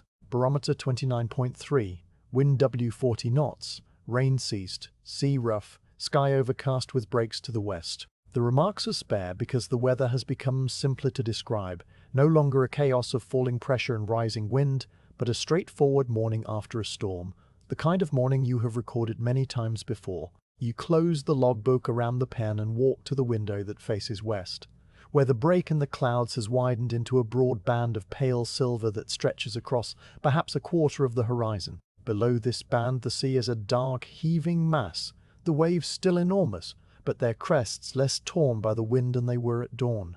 The whitecaps are fewer now, and the spray that earlier filled the air like a low cloud has disappeared, leaving a clear view of the rolling swells that march toward the shore and break against the rocks in great explosions of foam. The sound of the surf reaches you even through the thick glass, a deep, rhythmic booming that vibrates in the stonework like a distant drum. You watch the swells for a long time, tracking their movement from the horizon to the rocks, and you notice that the interval between the largest waves has lengthened, a sign that the sea is slowly beginning to settle. The tower around you has grown quiet in a way that is different from the noise of the storm but related to it, as if the stone itself is resting after a long effort. The groans that ran up through the masonry during the night have ceased, and the high hum in the window frames has dropped to a low murmur. You walk a slow circuit of the lantern room, touching each pane as you pass, and the glass is cool and still beneath your fingertips, no longer vibrating with the wind's pressure. The lantern room is in perfect order, after your earlier cleaning, the lens gleaming, the brasswork polished, the cork matting swept clean of the few bits of debris that the gale shook loose from the rafters. You have nothing to do now, except keep the watch and wait, and the waiting has a comfortable quality to it, a slackening of attention after the long hours of vigilance. At 10 o'clock you make another entry, the barometer up to 29.5, and the wind down to 35 knots, backing now into the west-northwest. The clouds have begun to break apart more decisively, patches of pale blue showing through the grey in several places, and the quality of the light outside has changed from the flat gloom of dawn to something brighter, a thin, watery sunshine that catches the crests of the waves and turns them a cold, glittering white. You note the change in the remarks column, clouds breaking, occasional sunshine, and then you set the pen down and walk to the service room door. It is time to check the oil tanks and the supply of wicks and the other small stores that keep the lighthouse running, the kind of task that fills the quieter hours of a morning watch. The spiral stairs are cool and dim as you descend, the iron treads ringing under your boots with a sound that echoes up and down the shaft. The service room is a square chamber set into the tower's middle, its curved walls lined with racks that hold the oil tanks, each one a brass cylinder fitted with a tap and a gauge. You check the levels with a practiced eye, noting which tanks are full and which are partly drained, and you make a small mark on the slate that hangs beside the tanks to show the morning's inventory. The colza oil has a thick, nutty scent that fills the service room and clings to your clothes. and you have long since stopped noticing it except as part of the general smell of the lighthouse. You check the spare parts drawer, counting the extra wicks and lamp glasses and the small brass fittings that might be needed if something breaks during a storm, and everything is in order, nothing lost or damaged. The service room has a single small window, and you pause beside it, looking out at the island's green slope falling away to the chalk cliffs, the grass bent flat by the wind, but already springing back in patches where the gusts have eased. The storm has moved on, and the land is emerging from it undamaged. You climb back up to the lantern room, your hands carrying a fresh cake of soap and a clean towel from the stores, and you wash your face and hands in the small basin on the shelf beside the spirit stove. The water is cold from the jug, and it shocks the last of the tiredness from your eyes, leaving you feeling clean and alert. You dry your face with the towel, fold it neatly, and hang it on the peg by the service door, and then you return to the desk where the logbook waits. The clock shows 10:30, and the sun has broken through the clouds in earnest, a pale autumn sun that throws a wash of wheat gold across the lantern room floor. The light catches the prisms of the idle lens and scatters into small rainbows that dance on the walls as the tower sways gently in the dying wind, and you sit in the chair and watch them, letting the quiet of the morning settle around you. At 11 o'clock, the chime sounds and you write another entry, the barometer at 29.6, the wind at 30 knots from the west-northwest, the sea still rough, but the remarks noting sunshine, clouds clearing. The page in the logbook is filling up with the record of the storm's retreat, the numbers climbing and falling in reverse of the night's pattern, and you run your eye down the column to see the whole shape of the Gale laid out in ink. The pressure fell from 30.0 at 6 in the evening to 28.3 at 4 in the morning, a drop of 1.7 inches in 10 hours, and now it is climbing back with the same steady pace, already past the halfway mark. The wind peaked at 70 knots and has now fallen to 30, less than half its greatest strength, and the shift from south to west-northwest is complete. The storm has behaved exactly as a winter gale should behave, and the logbook is a perfect record of its passage. The sunshine strengthens as noon approaches, the clouds pulling apart into loose white masses that drift eastward on the remaining wind. The sea is still a wild sight, the swells rolling in from the open channel with a power that will take many hours to fade, but the light has turned the water from iron grey to a deep blue-green, and the white caps sparkle in the sun. You stand at the south window and watch a small fishing smack appear from behind the eastern headland, its sail reefed down to a tiny triangle of brown canvas as it makes its way cautiously along the coast. The boat rises and falls on the swells, disappearing entirely into the troughs before climbing the next peak, and you watch it for a long time, tracking its slow progress until it vanishes behind the western point. The sight of another human presence after the long, solitary night is a small comfort, a reminder that the world beyond the lighthouse is still going about its business, the fishermen returning to their grounds now that the gale has passed. You feel the hunger more keenly now, the biscuits and cheese of the night watch long since faded from your stomach, and you think of the breakfast you will soon prepare in the keeper's quarters below. There will be bread and butter and strong tea, perhaps a boiled egg, if the hens at the cottages have not been too disturbed by the storm to lay, and you will sit at the small table by the window and eat slowly, letting the warmth of the stove and the food bring you back to yourself after the long hours of the watch. But before that, there is still the noon entry to make and the final tasks to complete, the winding of the clock and the checking of the oil and the neat closing of the logbook. At noon exactly you stand before the instruments and take the reading, the barometer now at 29.7, the wind at 27 knots, and still easing, the sea rough with a heavy swell, the sky half covered with white clouds that cast moving shadows on the water. You write the entry with the same care as all the others, the pen steady in your hand, the ink black and clear on the page, and then you blot the line and set the pen in its groove for what will be the last time this watch. The logbook lies open before you, and you look at the pages you have filled since yesterday evening, the columns of numbers that tell the story of the gale from its first breath to its last. It is a good record, complete and accurate, and you feel a quiet pride in it, the satisfaction of a task done well.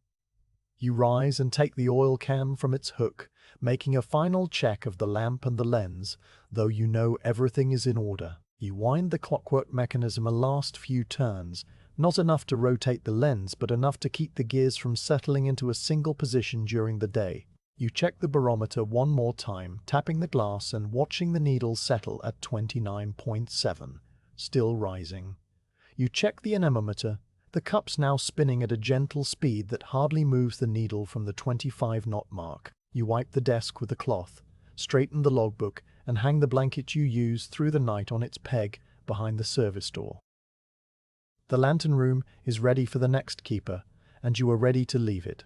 The clock shows 20 minutes past noon, and you hear a sound on the spiral stairs, the ring of boots on iron that means the relief keeper is climbing up to take the watch. You turn from the window and wait, your hands loose at your sides, your mind already beginning to let go of the instruments and the logbook and the beam. The storm is over, the lighthouse is secure, and the watch passes from one keeper to the next as it has passed 1,000 times before, a quiet handover in the calm light of an autumn afternoon. By 5 o'clock, the afternoon has faded into a quiet evening, the light over the western sea turning from pale silver to a soft, deepening grey. You have returned to the lantern room after a day of rest, the hours between noon and now spent in the keeper's quarters below, where you ate a slow meal of bread and broth and slept in the narrow bunk with the sound of the diminishing wind as your lullaby.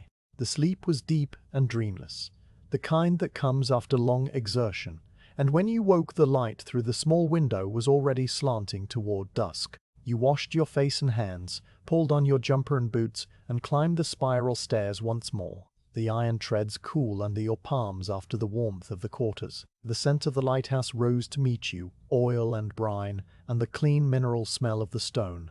And when you pushed open the door to the lantern room, the familiar space welcomed you back with its quiet geometry of glass and brass. The first thing you do, as you always do at the start of an evening watch, is cross to the barometer and read the needle. The instrument's mahogany case gleams faintly in the grey light, and when you tap the glass, the slender black hand settles without a tremor at 30.1 inches.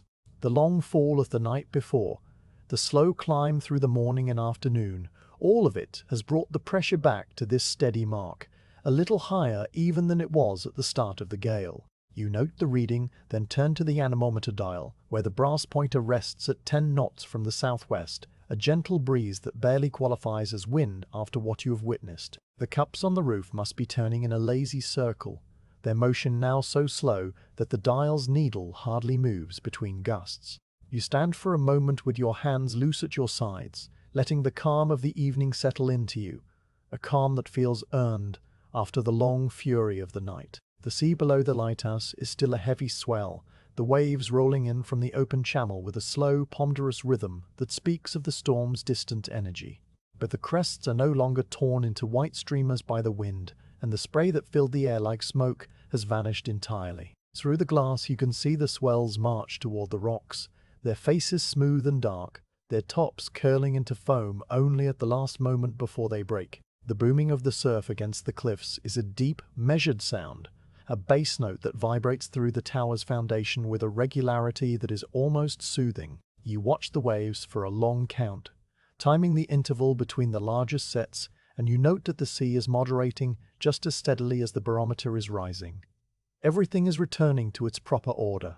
You turn from the window and begin the small tasks that precede the lighting of the lamp. The lens stands still and dark in the center of the room, its prisms clean from your morning's work, and you run a fingertip over the nearest brass ring to check for dust. There is none. The cleaning was thorough, and the lens is ready. You open the lamp door and inspect the wick, which you trimmed this morning to a clean, even edge, and you fill the oil reservoir from the can you brought up from the service room, pouring slowly so the colza oil does not splash. The thick, nutty scent rises around you, familiar and grounding. You check the clockwork mechanism, winding the key a few turns to make sure the mainspring is fully charged, and you test the brake lever that holds the lens stationary during the day. Everything is in order, as it always is, because the lighthouse rewards attention to small details and punishes only their neglect. At the desk, the logbook lies open to a fresh page, the columns empty and waiting for the evening's first entry. You sit down and pull the chair closer, the seat still shaped from your long watch the night before. The pen is clean, the ink well full, and you take a moment to rule a faint pencil line under the afternoon entry that the relief keeper made at 4 o'clock, separating the day's record from the night's. Then you dip the pen and write the date, 14 November 1877, and the time, 1700 hours, in the first column. The barometer reading, 30.1, goes in the next column, followed by the wind, SW 10 knots, and in the remarks space you add a few words, weather fair, sea moderate, sky clearing. The ink dries quickly in the cool air, and you blot it with a square of the absorbent paper, then close the book around the pen to hold your place. The clock on the wall shows 10 minutes past 5, and the daylight outside has begun its slow retreat toward dusk. The clouds that broke apart during the afternoon have now thinned to a few loose strands high in the west, their undersides tinged with the faintest wash of amber where the unseen sun is setting. The sky above them is a pale, clear blue that deepens toward the east, and the first faint star, or perhaps a planet, hangs just above the horizon like a steady silver point. You stand at the window and watch the colors change, the amber deepening to copper, the blue to a soft indigo, the sea below turning from grey-green to a dark, burnished slate. This is the hour you love best, the transition from day to night, when the lighthouse begins to come alive and the world outside grows quiet. The wind, which had dropped to 10 knots, now falls further to 8, and the anemometer dial barely moves, its needle swaying in a small idle arc. At 6 o'clock, the chime sounds, and you write the next entry without needing to rise, because you have just checked the instruments moments before. The barometer reads 30.1 inches and holding. The wind is southwest at 8 knots, and the remarks are unchanged. Fair, sea moderate.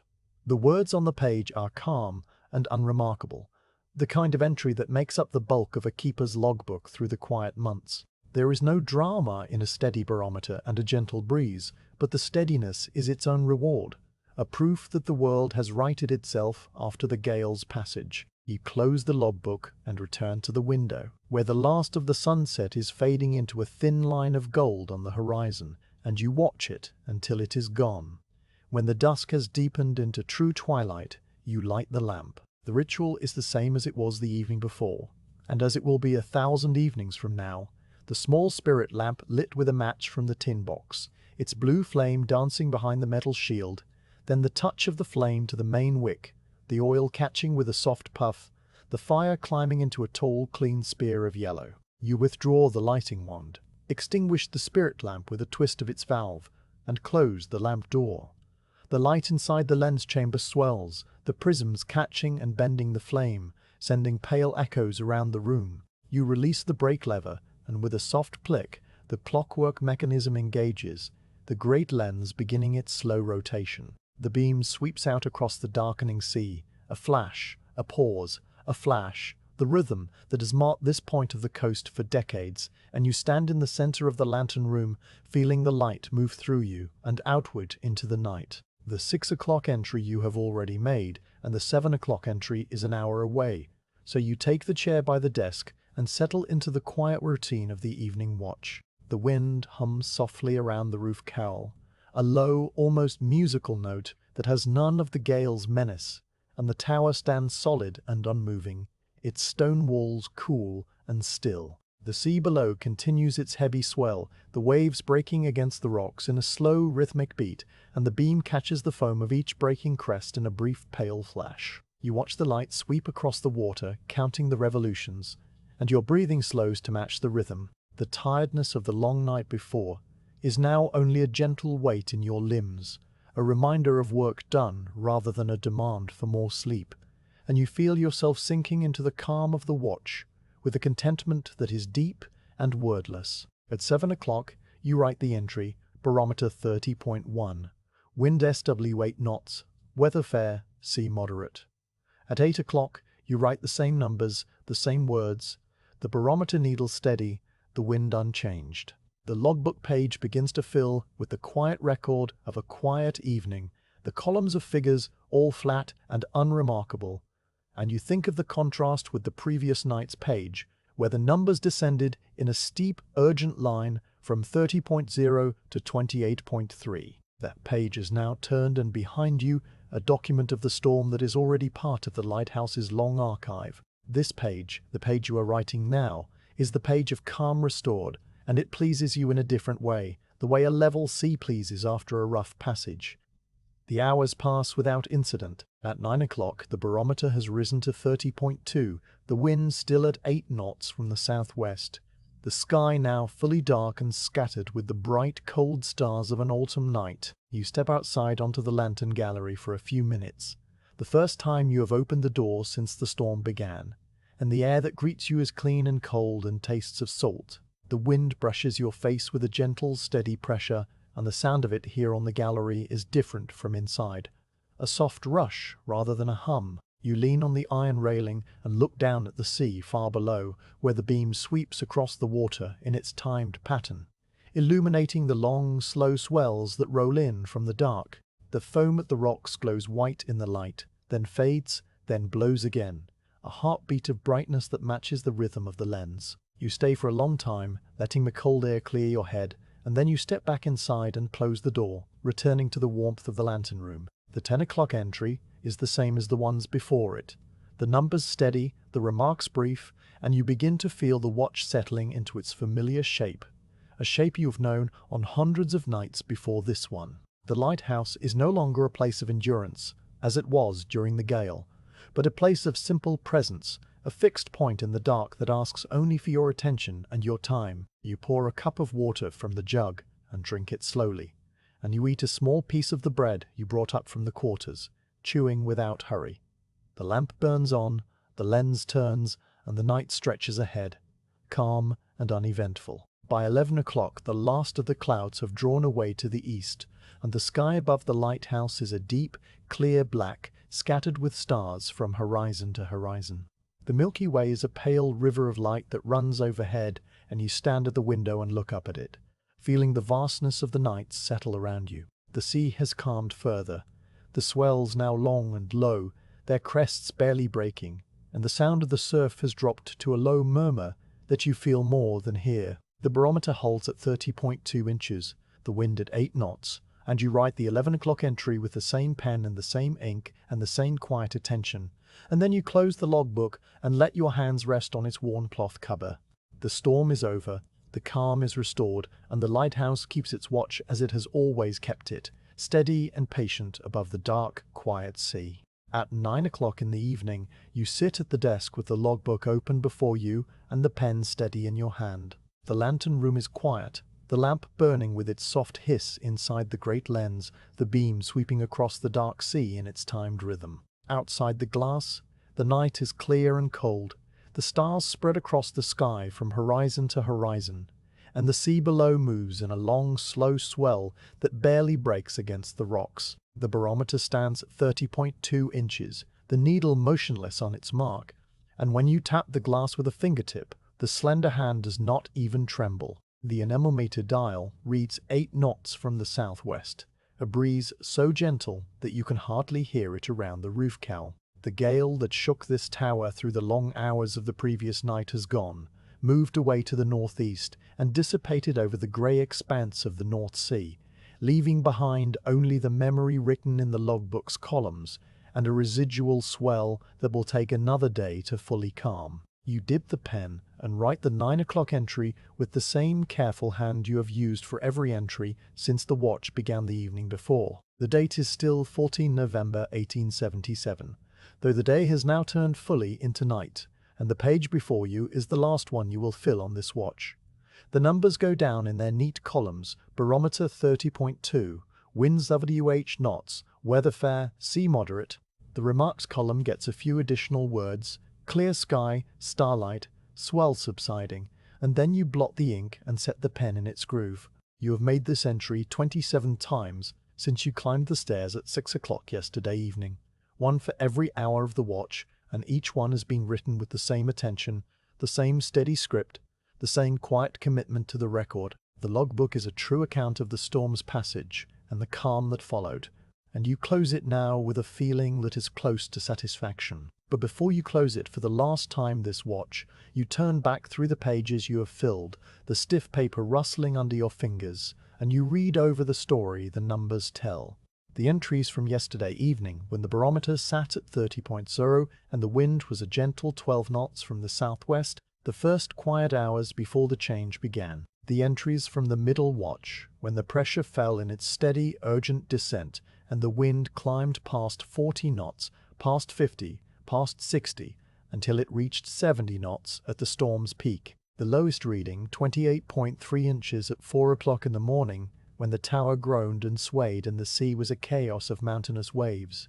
The slow rise of the barometer through dawn and morning, the wind easing hour by hour, the clouds breaking apart to let the sun through. The afternoon entries the relief keeper made, the pressure climbing back past 30 inches, the wind dropping to a fresh breeze. And now the evening entries you have made yourself, the numbers all steady, the remarks all calm. The storm is a complete story, written in ink, and you are the one who wrote it. You turn to the last page of the day's record, the page that holds the 9 o'clock entry, and you write a brief summary in the space at the bottom of the remarks column. This is not required by the regulations, but you have always done it after a significant storm. A small paragraph that captures the whole shape of the event for any inspector or keeper who might want to understand it at a glance. You write, Gale of 14 November. Barometer fell from 30.0 at 1800 to 28.3 at 0400. A drop of 1.7 inches in 10 hours. Wind rose from SW 12 knots to SW 12 knots to SSW 70 knots at 0400, with gusts estimated at 75 plus knots. Heavy rain throughout, sea mountainous at peak. Pressure began rising at 0500, wind moderating to W 55 knots by 0700. Lamp burned steadily all night, no damage to tower or lays. Swell remains heavy, but subsiding. The ink dries slowly in the cool air, and you blot the paragraph carefully. Then you close the logbook and lay it square on the desk with the pen resting beside it. The watch is nearly over. You rise from the chair and stretch your arms above your head, feeling the pleasant ache in your shoulders from the long hours of sitting, and then you walk a final slow circuit of the lantern room. The glass panes are clean and clear. The lens gleams in the lamplight. The brasswork is polished, the cork matting is swept, and the small spirit stove is clean and cool on its shelf. You check the lamp one more time. The flame burning tall and steady inside its chimney, the oil reservoir still more than half full. You wind the clockwork mechanism 2 more turns, enough to carry the lens through the night until the next keeper tends it. You check the barometer, still at 30.2, and the anemometer, still at 8 knots, and you stand for a moment with your hand resting on the cool brass of the instrument panel, saying a silent goodbye to the equipment that has been your companion through the long storm. The clock on the wall shows 30 minutes past 9, and you hear the sound you've been expecting, the ring of boots on the iron stairs. That means the night keeper is climbing up to relieve you. The sound echoes softly up the tower shaft, growing louder as the footsteps near, and then the door opens and the night keeper steps into the lantern room, his coat smelling of the cold night air and his face ruddy from the wind on the gallery. He is a calm, quiet man who has kept this light for even longer than you have, and he nods a greeting as he unwinds his scarf and hangs it on the peg by the service door. You exchange a few words about the weather, the barometer reading, the condition of the lamp, the swell still running from the gale. You tell him that the lens has been cleaned and the wick trimmed, that the oil tanks in the service room are full, that the logbook is up to date with all the storm entries complete. He nods again and thanks you, and you hand over the watch with the same simple ceremony that has marked this handover 1,000 times before. You take your basket from the shelf by the service door, the empty teapot and the biscuit tin, and the cloth wrapped around the remains of the bread, and you descend the spiral stairs one last time.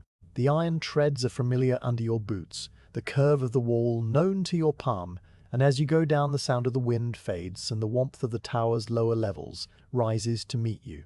You pass the service room, where the oil tanks stand in their neat rows, and you pass the door to the keeper's quarters, and you continue down to the base of the tower, where the heavy oak door opens onto the path that leads to the cottages.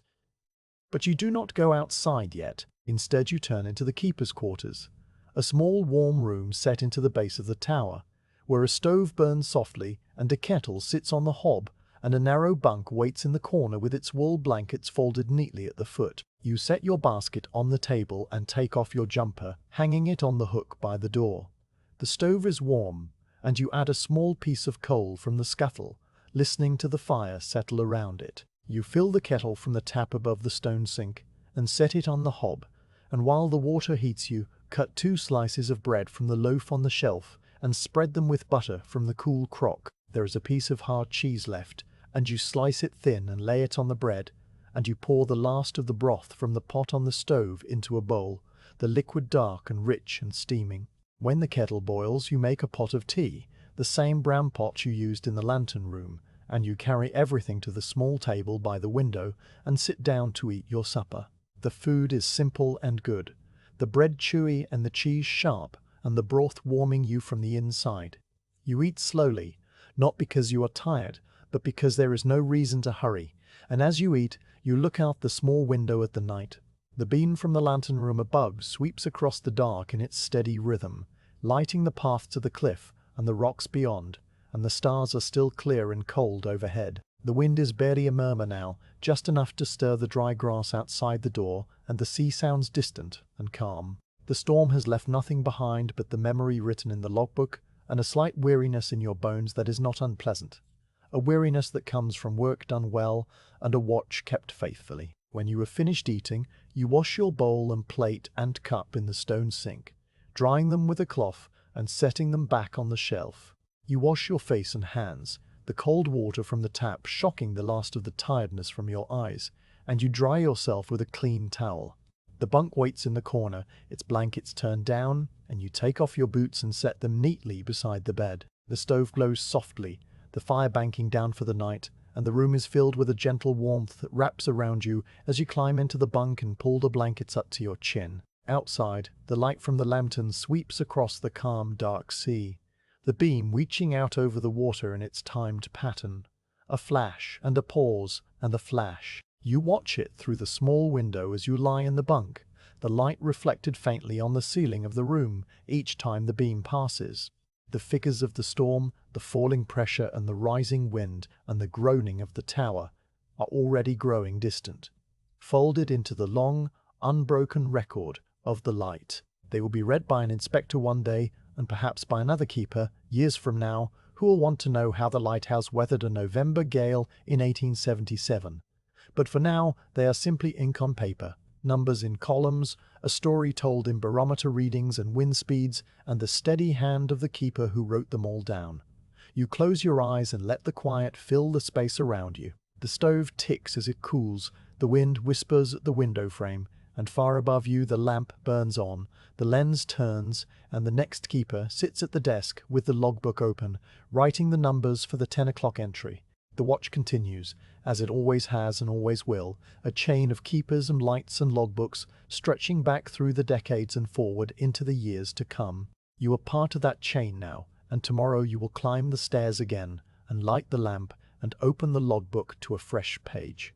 But tonight you are simply a man in a warm bunk with the sea murmuring outside and the beam sweeping overhead, and you let the rhythm of the light carry you down into a deep and dreamless sleep.